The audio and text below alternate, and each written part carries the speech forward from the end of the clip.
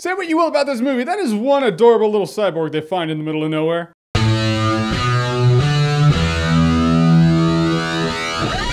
Earth to Echo. So Earth to Echo is a found footage movie with these kids, and they go and they find this little alien, they name him Echo, and now they gotta help E.T. phone home. They gotta go on a scavenger hunt, find these parts, and of course these government guys are like, excuse me, were you in the desert last night? They're really shady, so you know, they're not on the level. Pretty much what you'd expect with a bunch of kids trying to help an alien get the F out of Dodge. The kids in this movie are pretty functional for the most part. A couple of them actually are pretty good. One in particular, his name is Munch. For some odd reason, I was like, I can tell that you're acting on a camera. I don't want to berate the kid's acting ability too much. I understand he's young. I don't want to straight up say he sucks and have him lose his mind and burn all his Star Wars toys and end up looking like Ben Seaver from Growing Pains like that one did, because that's not good. I'm just saying of all the kids, I was like, you got a few years to go. However, you're supposed to form this emotional bond with this alien. Like one of the kids is like, oh, he's like, I'm bonding with Echo. And you're like, are ya? And then you look at the movie and you're like, wait a minute, I'm not bonded with him either. I mean, yeah, he's cute, sure. But it doesn't mean anything. I mean, if the chips are down, I'll be like, all right, Echo, either you're going home or you're getting dissected.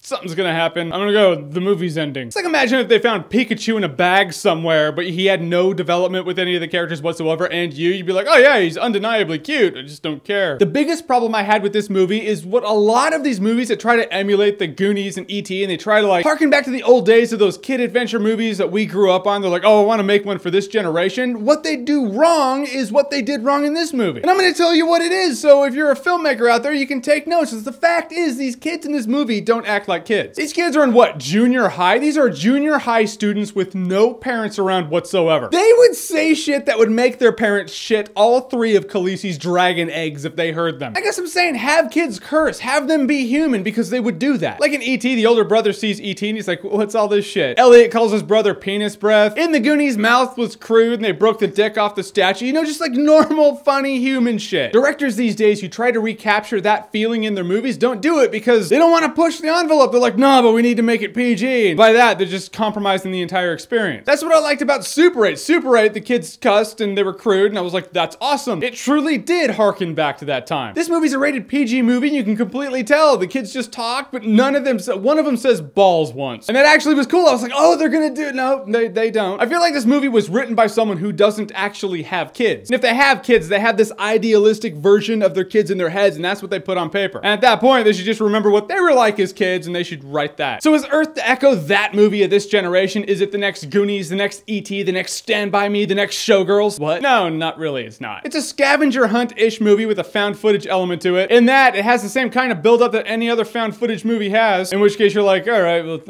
it's kind of boring at this point. It's 2014, I've seen it all, and it all builds the same way. It's just a bunch of friends hanging out, and that's what they're doing in this movie, and that's what they've done in every found footage movie ever. I was really torn on this. I was like, is it positive? Is it not? Because the fact is this. If I felt this movie was made for young kids, we're talking 6-year-olds, I'd be like, all right, yeah, sure, it did its job, and maybe they'll have a good time with it. But I don't think that's the case. This movie was clearly made for the junior high, middle school demographic, and they're gonna be bored out of their minds. They're gonna buy tickets to Earth to Echo, sure, but that's so they can sneak in to deliver us from evil. The way I see it, if I had a 6-year-old kid and he was like, Dad, I wanna go see Earth to Echo, I'd be like, all right, let's go watch How to Train Your Dragon 2 for the 7th time. Because that's what we're doing, because it's still in theaters, so we're not watching Earth to Echo, I guess. So I can't push it, guys. I'm just saying Earth to Echo, it'd probably be a pretty good time if you're drunk. Yeah, now it's a party. Mom, we're gonna see Earth to Echo. Where's the good shit? Behind closed doors, I'm telling you, kids, they're actually human beings. Movies should probably make them that way. All right, so what is your nostalgic childhood movie that you watch now and you're like, yep, maybe it's nostalgia that makes it great. Maybe the movie itself is great. Fact is, I think it's great because that's my childhood adventure movie. Whatever it is, comment below, let me know. And as always, if you like what you've seen here and you want to see more, click right here to see more.